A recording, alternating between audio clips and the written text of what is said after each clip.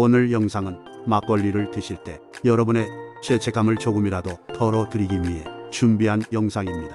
막걸리에 영양소가 풍부하고 몸에 좋은 효능이 있다는 건 다들 뉴스 같은 매체 등을 통해서 한 번쯤은 들어보셨죠? 오늘 제가 술 박사님들이 쓰신 책과 여러 논문들을 종합해서 막걸리의 효능을 제대로 알려드리고 어떻게 하면 조금이라도 건강하게 마실 수 있는지 말씀드리겠습니다. 당연한 말이겠지만 막걸리는 에탄올이 함유된 술입니다. 아무리 몸에 좋은 효능이 있다 하더라도 과음하게 되면 건강에 해롭습니다.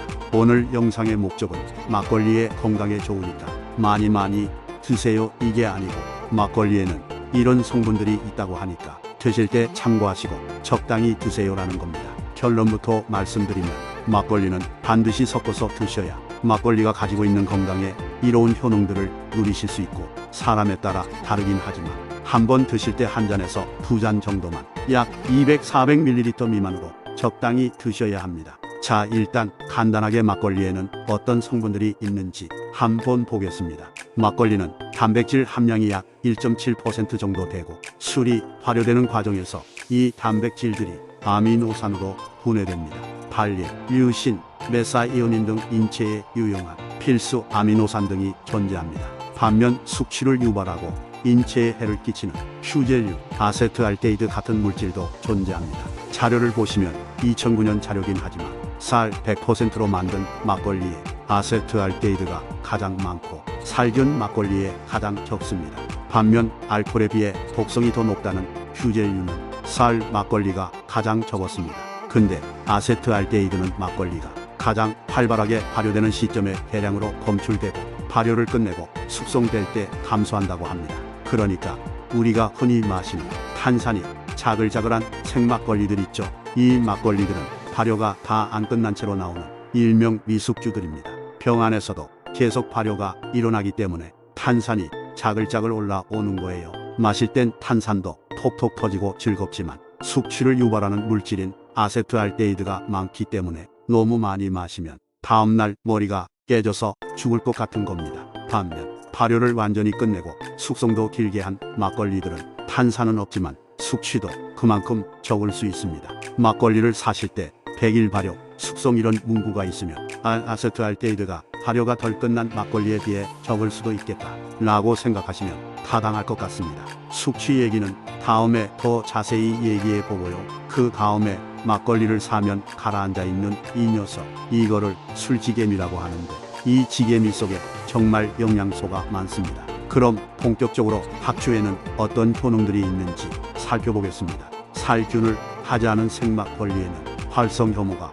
많이 함유되어 있어서 인체에 필요한 소화효소나 무기물을 원활히 공급한다고 알려져 있고, 사람이 매일 필수적으로 섭취해야 하는 필수 아미노산 중 나이신, 트립토판, 페닐알라닌, 메사이오닌 등 10여 종의 아미노산이 균형 있게 들어있다고 합니다. 나이신은 체내 조직을 합성하는 데 유용하며, 트립토판은 발육과 체중 유지에 꼭 필요하다라고 되어 있고요. 메사이오닌은 인지질 합성을 촉진하여 간의 지방을 적절히 운반하고 지방간이나 간경화가 생기는 것을 예방해주는 것으로 알려져 있는 물질입니다. 또 신문 기사에 따르면 막걸리에는 식이섬유가 많이 들어있는데, 식이섬유는 배변 활동에 도움을 주고 장의 콜레스테롤 흡수를 막는다고 합니다. 이런 식이섬유가 막걸리 한 병 750ml에 평균 15g이 들어있는데 사과, 5개와 맞먹는 양이라고 하네요.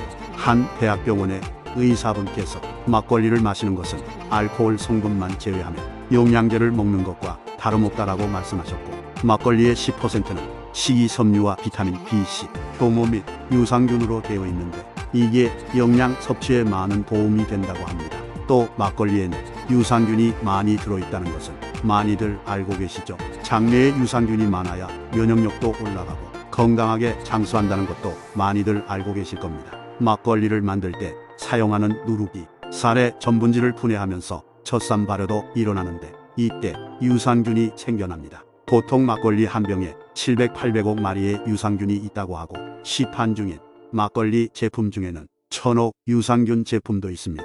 얼마 전에 유산균 영양제를 샀는데 여기 들어가는 유산균은 100억 마리라고 하더라고요. 문제는 장까지 유산균이 살아서 가냐는 건데, 유산균 약은 코팅이 되어 있으니까 장까지 살아갈 확률이 높겠지만 아무래도 막걸리에 들어있는 유산균들은 확률이 더 떨어질 수밖에 없겠죠. 우리나라도 그렇고 일본도 그렇고 장수마을의 어르신들을 보면 늘 된장이나 청국장 같은 발효 음식을 즐겨 드시는데 막걸리도 대표적인 발효주다 보니까 장 건강과는 어느 정도 관련이 있을 것 같습니다. 다만 아무리 그래도 술이니까 절대 많이 드시면 안 되겠죠. 이 부분은 재미난 부분인데 막걸리에는 항암 효과가 있는 성분도 있다고 합니다.